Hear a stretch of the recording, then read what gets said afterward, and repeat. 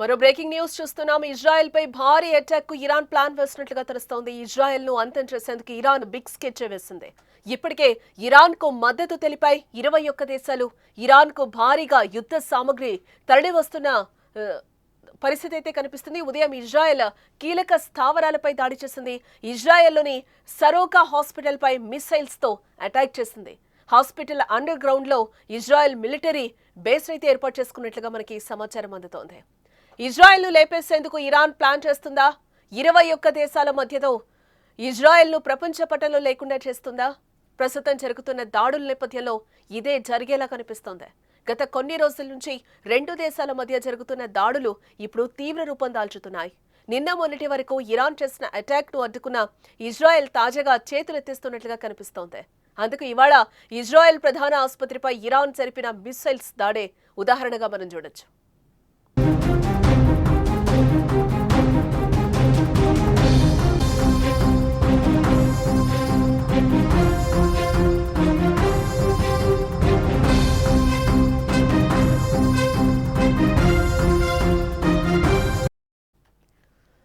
Iran supreme ఖమేనీకి America అధ్యక్షుడు Donald Trump warning ఇచ్చిన తర్వాత ఖమేనీ మరింతగా కోపంగా కనిపిస్తున్నారు. ఖమేనీ లొంగిపో లేదంటే తీవ్ర పరిణామాలు ఎదుర్కోవాల్సి వస్తుంది అంటూ ఇజ్రాయెల్కు వత్తాసుగా ట్రంప్ వ్యవహరించడం ఖమేనీకి మరింత ఆగ్రహం తెప్పించింది. ట్రంప్ బెదిరింపులకు భయపడేది లేదని, యుద్ధం ఇప్పుడే మొదలైందంటూ ఖమేనీ ట్వీట్ చేశారు నిన్న.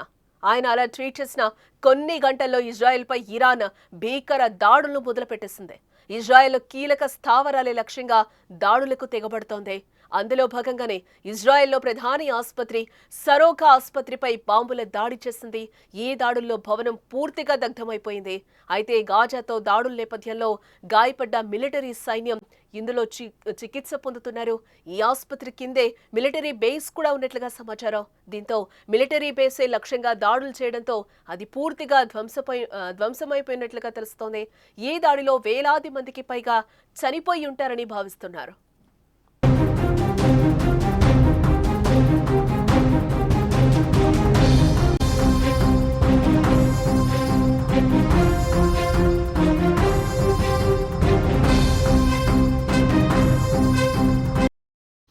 అయితే 2-3 రోజుల క్రితం ఇరాన్ అణు కేంద్రాలే లక్ష్యంగా ఇజ్రాయెల్ దాడి చేసింది. అనేక స్థావరాలను నేలమట్టం చేసింది. ఇరాన్ రాజధాని అయిన టెహ్రాన్పై డ్రోన్ దాడులు చేస్తుంది.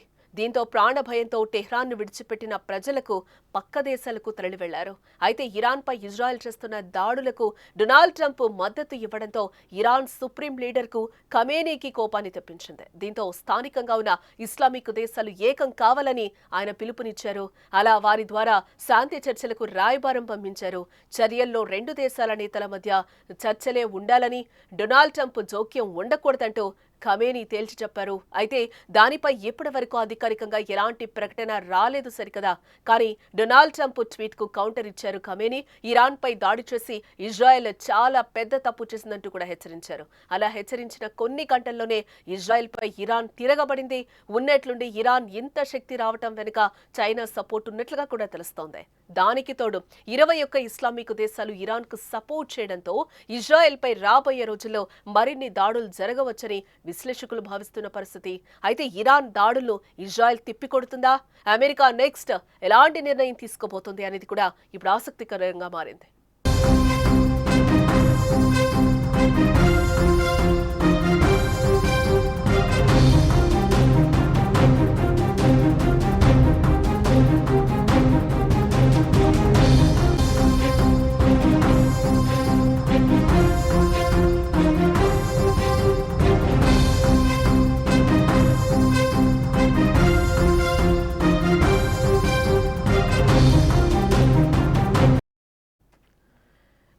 ఇజ్రాయెల్ ను లేపేసేందుకు ఇరాన్ ప్లాన్ చేస్తుందా? 21 దేశాల మధ్యతో ఇజ్రాయెల్ ను ప్రపంచ పటంలో లేకుండా చేస్తుందా? ప్రస్తుతం జరుగుతున్న దాడుల నేపథ్యంలో ఇదే జరిగేలా కనిపిస్తుంది. గత కొన్ని రోజుల నుంచి రెండు దేశాల మధ్య జరుగుతున్న దాడులు ఇప్పుడు తీవ్ర రూపం దాల్చుతున్నాయి. నిన్న మొన్నటి వరకు ఇరాన్ చేసిన అటాక్ ను అడ్డుకున్న ఇజ్రాయెల్ తాజాగా చేతులెత్తేసినట్లుగా కనిపిస్తోంది. అందుకే ఇవాళ ఇజ్రాయెల్ ప్రధాన ఆసుపత్రిపై ఇరాన్ జరిపిన మిసైల్స్ దాడే ఉదాహరణగా మనం చూడొచ్చు.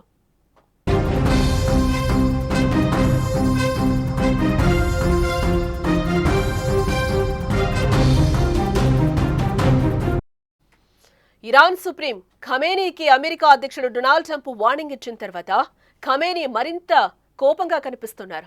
ఖమేనీ లొంగిపో లేదంటే తీవ్ర పరిణామాలు ఎదుర్కోవలసి వస్తుంది అంటూ ఇజ్రాయెల్కు వత్తాసుగా ట్రంప్ వ్యవహరించడం ఖమేనీకి మరింత ఆగ్రహాన్ని తెప్పించింది.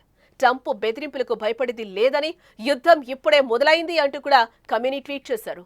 ఆయన అలా ట్వీట్ చేసిన కొన్ని గంటల్లోనే ఇజ్రాయెల్పై ఇరాన్ భీకరమైన దాడులు మొదలుపెట్టింది. ఇజ్రాయెల్ కీలక స్థావరాలే లక్ష్యంగానే దాడులకు తెగబడుతోంది. అందులో భాగంగానే ఇజ్రాయెల్లో ప్రధాన ఆసుపత్రి, సరోగ ఆసుపత్రిపై బాంబుల దాడిని చేసింది. ఈ దాడుల్లో భవనం కూడా పూర్తిగా దగ్ధమైపోయింది. అయితే గాజాతో దాడుల నేపథ్యంలో గాయపడ్డ మిలిటరీ సైన్యం ఇందులోనే చికిత్స పొందుతున్నట్లుగా సమాచారం. ఈ ఆసుపత్రి కిందే మిలిటరీ బేస్ కూడా ఉన్నట్లుగా తెలుస్తోంది. దీంతో మిలిటరీ బేసే లక్ష్యంగా దాడులు చేయడంతో అది పూర్తిగా ధ్వంసమైపోయింది.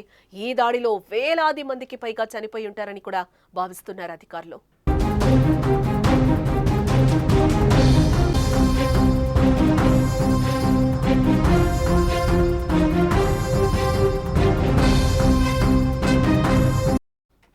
అయితే 2-3 రోజుల క్రితం ఇరాన్ అణు కేంద్రాలే లక్ష్యంగా ఇజ్రాయెల్ దాడి చేసింది. అనేక స్థావరాలను నేలమట్టం చేసింది కూడా.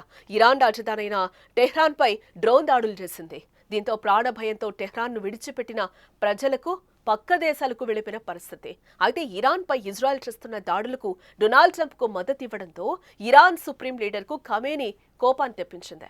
దీంతో స్థానికంగా ఉన్న ఇస్లామిక్ దేశాలన్నీ కూడా ఏకం కావాలని పిలుపునిచ్చారు ఖమేనీ. అలా వారి ద్వారా శాంతి చర్చలకు రాయబారం పంపారు. చర్యల్లో 2 దేశాల నేతల మధ్య చర్చలే ఉండాలని, డొనాల్డ్ ట్రంప్ జోక్యం ఉండకూడదంటూ కూడా ఖమేనీ తేల్చి చెప్పేశారు.